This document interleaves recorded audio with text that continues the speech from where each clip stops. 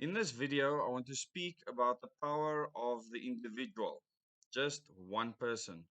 And throughout my life, I've learned many lessons where it was clear that a person in history made a huge difference, not only in their lives, in their communities' lives, but in the lives of the people around them, in their country, and even in the world. And the point that I want to make clear from this video is that never in history has the common good or the global good or the greater good of everyone achieved anything at all. And this is a narrative that's being driven currently. What has always happened is the best things have come from one person that stood up against everyone else, convincing that what they're doing is wrong and that there is a better way of doing something. And this could happen for good and for bad. But always, the moment you take away the power of one individual person to make a decision and have an influence, the world will go down the toilet faster than you can say knife. And this is a narrative that's being driven worldwide currently, and a narrative that I want to fight as much as I can. So, what do we do to ensure that individual liberty remains in place? And this is something that many people are fighting on the ground right now. The fact that you, as an individual, one person, can have a say, an opinion, and let it matter. In the greater good of things, or people that speak about the greater good of society, people are asked to put their individual liberty and thoughts aside, even when they're hurting nobody, put it aside for the greater good of the others that don't agree with you. It's madness. It's insanity. Anyone that believes in this, they are not my friend. You become my enemy because you don't believe that I may think for myself. You also don't give me the right to come up with a better idea than you, a better thought than you, a better solution than you.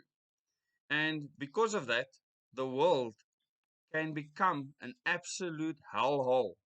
And this is what it's becoming right now, where our government comes out and the World Health Organization comes out and the United Nations come out and they speak about the greater good, where individuals aren't allowed to think for themselves, say how they feel about something, and try and convince other people of what they believe in.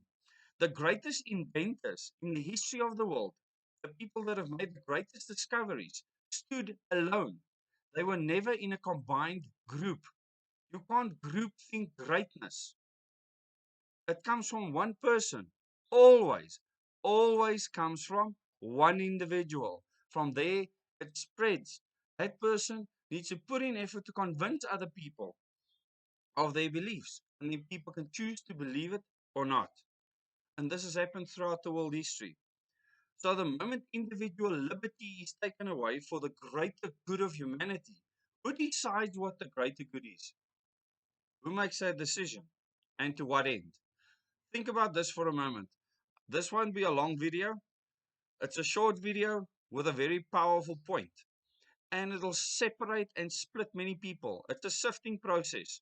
If you believe that you want to fall in with the greater good of humanity and you don't want to think for yourself, you are of no use to this movement to change our governance system at all.